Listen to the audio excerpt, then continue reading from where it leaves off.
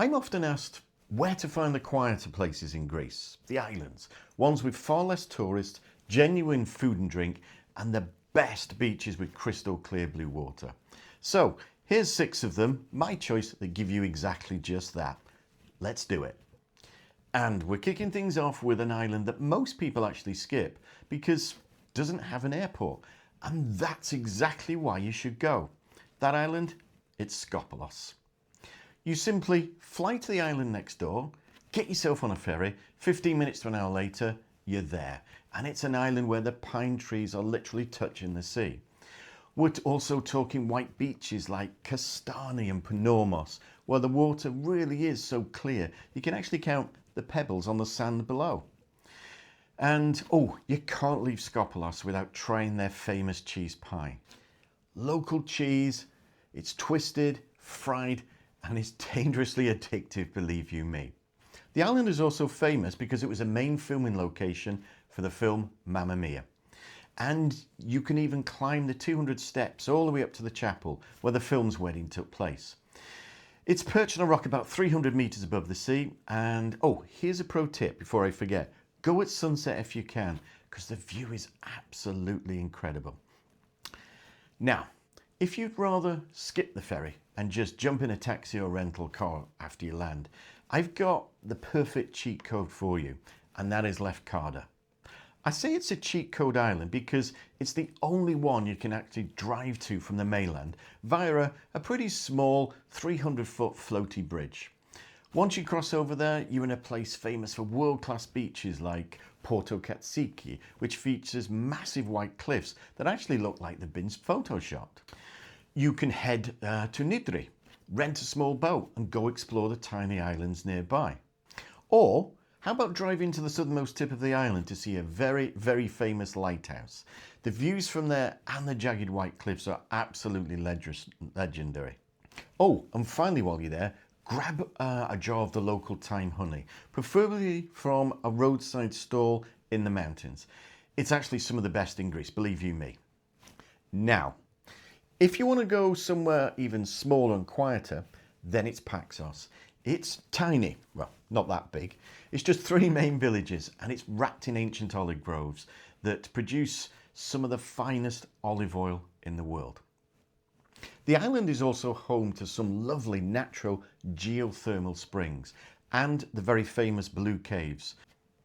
But I guess my favourite part when I'm there is to rent a small motorboat. No license required, and you can play captain for the day. You'll find hidden sea caves and even a secret underwater lake with water so clear you can see right to the bottom. But maybe you want, I guess, that classic Greek whitewashed look without the Mykonos price tag and certainly the noise. Well, just look to my 4th choice, Naxos. It's right next door to the Party Islands, but it genuinely feels like a world away. Now, first thing you've got to do when you're there is visit Portara, just on the outside of the town, on the coast there. It's a massive 2,500-year-old marble gate that leads, well, absolutely nowhere. It was meant to be a temple for Apollo, but they simply stopped building it. Quick tip though, go just as the sun's setting, particularly when through the archway itself on there. Absolutely fantastic. Next, I recommend you head a little bit inland. Naxos is an absolute foodie's dream. Trust me, you haven't lived until you've tried Naxian potatoes. They're famous across all of Greece for being the best you're going to ever taste. Also, go into the mountain villages if you can. Go local and try the local Citron liqueur. It's actually made from the leaves of the citron tree, not the fruit. It's beautiful, it's delicious, it's local. And after a couple of glasses, you're going to be checking estate agents' windows and trying to buy a new house there. And lastly, while you're there, check out the beaches on the island. Naxos, whilst it's only small, has some of the longest and most beautiful with soft golden sand. And you can actually find a quiet spot there, even in the peak of summer. Now, I guess from an island of history to an island where time actually seems to stand still, that is, you're going to need Ikaria. This beautiful island is one of the quietest, and it's one of the world's 5 blue zones, where 1 in 3 locals live well past and into their 90s. The secret? It's not a gym membership, it's slow living, it's local food and wine, and a complete lack of stress, believe you me. Top of my list for things to do there is experience the legendary village festivals, mainly in July and August. They're all-night celebrations of food, local wine, and Greek dancing well into the morning. Or what you could do is visit the natural hot springs in Therma. They're famous actually for their healing properties, so go check them out. Oh, and last, go check out Seychelles Beach. It was actually created by accident during a rockfall in the 80s.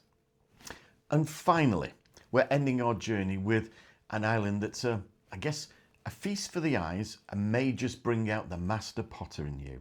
And that is, welcome to Sifnos.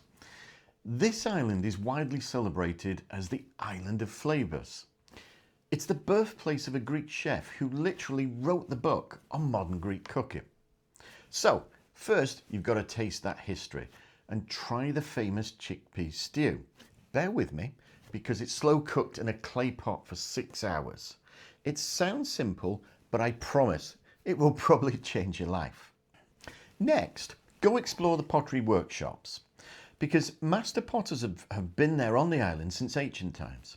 And you can watch them work or even try making your own bowl to bring back home with you. Oh, and third, if you want to walk off that heavy lunch, Sifnos has over 100 kilometers of hiking trails. They lead you through olive groves and ancient ruins, spots like to Chrysokihi Monastery. It sits on a jagged rock jutting out into the sea, like a scene from a postcard. You've got to go there. So, which of these 6 islands is calling your name for this year? Let me know in the comments and I'll join you in the conversation, or maybe you've got other suggestions. So, if you found this guide helpful, please do me a huge favour, hit that like button and subscribe. It really does genuinely help the channel and it means you won't miss our videos. So I guess thanks so much for watching and I guess I'll see you in the next one.